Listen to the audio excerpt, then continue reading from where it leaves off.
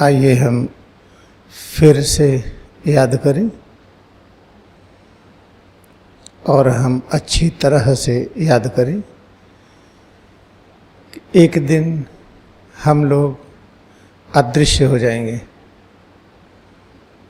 अभी यहाँ पर बैठे हैं, 100 वर्ष के बाद अगर कोई आएगा, इक्का दुक्का छोड़कर बाकी सभी लोग अदृश्य जगत में चले जाते हैं। सब चीज़ें अमर हैं, किसी भी चीज़ का विनाश नहीं होता। अणु परमाणु अमर है, पानी, हवा, आसमान, पृथ्वी का कोई भी कण ले, ये सभी अमर हैं।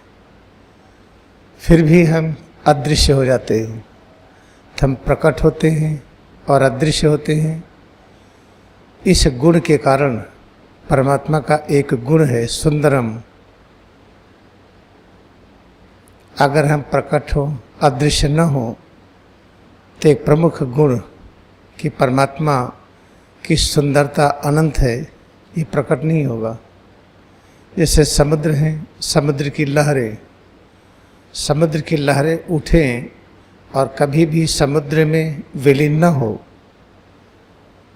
तो याद रखिए जो समुद्र की सुंदरता है अधूरी होगी। समुद्र में लहर उठती है और फिर समुद्र में मिलती है। हर बार वही समुद्र का पानी अलग अलग लहरों के रूप में प्रकट होता है, अलग अलग ध्वनि प्रकट करता है। उस पर जब प्रकाश पड़ता है अलग अलग रिफ्लेक्शन होता है। जिस प्रकार समुद्र की लहरें उठती हैं और समुद्र में विलीन होती हैं, इससे समुद्र का सौंदर्य बढ़ जाता है। ठीक उसी तरह से सोचिए, ये पूरा दृश्य जगत परमात्मा से प्रकट हुआ और उन्हीं में विलीन होता है और फिर प्रकट होता है। इस तरह से प्रकट होना और विलीन होना, अगर ये परमात्मा का गुण अदृश्य हो जाए, समाप्त हो जाए, तो परमात्मा का एक स्वभाव कि परमात्मा की सुंदरतम स्थिति अनंत है, उनका सौंदर्य अनंत है, ये अदृश्य हो जाएगा। परमात्मा सत्य हैं, अति सुंदर हैं, परम कल्याणकारी हैं। परम कल्याणकारी परमात्मा का जो प्रेम है अनंत है। परमात्मा के प्रेम की तुलना हम कैसे करें? उसकी महिमा का गुणगान नहीं कर सकते हैं। बस इतना कह सकते हैं कि वो इतना प्रेम करते हैं कि वो स्वयं हमारे स्वरूप में प्रकट हो रहे हैं और वही सभी के स्वरूप में है। वही परमात्मा पृथ्वी के रूप में, आसमान के रूप में, हवा के रूप में, सौरमंडल, आकाश गंगा, ये दृश्य जगत, सभी रूपों में वही प्रकट हो रहे हैं। इसलिए ये कहा जाता है कि परमात्मा जो प्रेम करते हैं अनंत है, कि वह स्वयं अपने को साकार रूप में व्यक्त कर रहे हैं। और निकटतम साकार रचना जो अपना स्वरूप है, ये उन्हीं का ही स्वरूप है। तो हमें करना क्या है? हमें अपने स्वरूप में एकाग्रता बढ़ानी है। हम ऐसा क्यों करें? क्योंकि ऐसा बड़े लोग कर चुके हैं। जिस मार्ग पर वे लोग चल चुके हैं, जो पूज्य हैं, जिनको हम अवतार कहते हैं, हम भी उसी मार्ग पर चलेंगे। 2 मार्ग है। एक है अन्य लोगों के द्वारा जो अपनाया जाता है कि सुख पाने के लिए हम स्वाद का सहारा लें, तरह तरह के स्वाद का निर्माण करें। जो स्वादिष्ट भोजन है कैसे और स्वादिष्ट बनाएं, इसी प्रक्रिया में लगे रहें। ऐसे ही कानों का इस्तेमाल करें, कैसे नई नई संगीत सुनें, नई नई संगीत बनाएं। ऐसे आँखों का इस्तेमाल करें, सब जगह देखने में, पूरी दुनिया में घूमें और टहलें और देखें। तो ये देखा गया कि जो लोग आँख का उपयोग करते हैं, बाहर की चीज़ों को देखकर जो आनंद की वृद्धि करते हैं, एक निश्चित सीमा के बाद आनंद की वृद्धि खत्म हो जाती है, होती नहीं है। और हमारा स्वभाव है कि आनंद की वह स्थिति प्राप्त करें जो नित्य नवीन आनंद हो, जिसमें बोरियत न लगे। आँखों का उपयोग करते हैं, कोई बहुत अच्छी चीज़ दिखाई पड़े, कल्पना करें हिमालय में है और एवरेस्ट के पास है, पूरा एवरेस्ट को देख रहे हैं, पूरे हिमालय को देख रहे हैं, थोड़े समय के बाद आँख बंद कर लेंगे।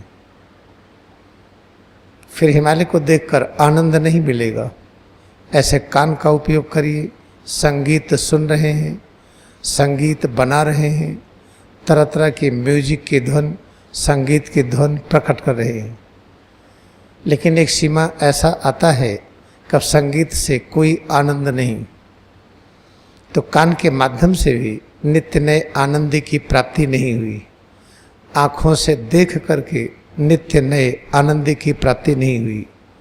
जीवा का उपयोग किए, तरह तरह के फल, सब्जी, अनाज को मसाले के साथ, बिना मसाले के अलग अलग तरह से बनाकर स्वाद के माध्यम से आनंद पाने का प्रयास हुआ, लेकिन नहीं हो पाया।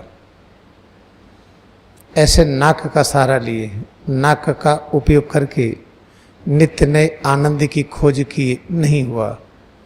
तो महाजन, बड़े जन, अवतार किस मार्ग पर चले हैं कि उनको नित्य नवीन आनंद मिला है, तो वो अपने स्वरूप में एकाग्र हुए हैं। स्वरूप की अनुभूति जो भी हुई, उसी को परम धन के रूप में स्वीकार किए कि वही सब कुछ है। जब वो इस मार्ग पर चले तो थोड़े समय के बाद ये सिद्ध हो गया कि उन्हें परम आनंद की प्राप्ति हुई। प्रतिपल नए आनंद की, नित्य नए आनंद की, ऐसा आनंद जिससे बोरियत नहीं होती है। इसलिए हम लोग भी वही चुन लिए, जिस मार्ग से अवतार गए हैं, वह लोग गए हैं जिनकी हम पूजा करते हैं, राम और कृष्ण, कबीर और नानक, महर्षि पतंजलि, गौतम बुद्धा, महावीर स्वामी। उसी मार्ग को फिर से खोज निकाला लहरी महाशय ने, वही क्रिया योग ध्यान है। इसलिए हम संकल्प लिए कि अब समय बर्बाद नहीं करेंगे। बाहर की चीज़ों से जुड़ करके जो आनंद की खोज करते हैं, अब हम उसमें समय नहीं गंवाएंगे।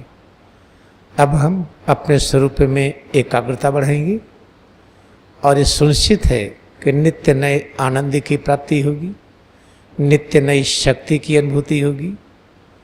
ऐसी शक्ति, ऐसा आनंद जिसमें बोरियत न हो, नित्य नए ज्ञान की अनुभूति होगी, ऐसा ज्ञान जिससे हमें बोरियत न हो।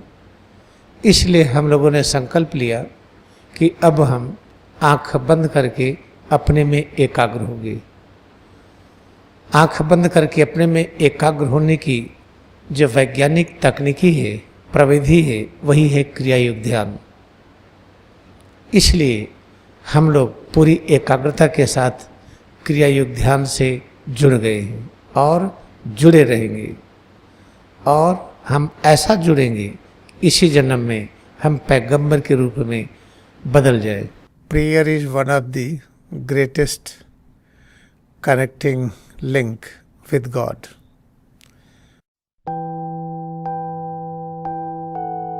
When you pray, any prayer is having true idea, thought and true concept, then we get immediately connection with God.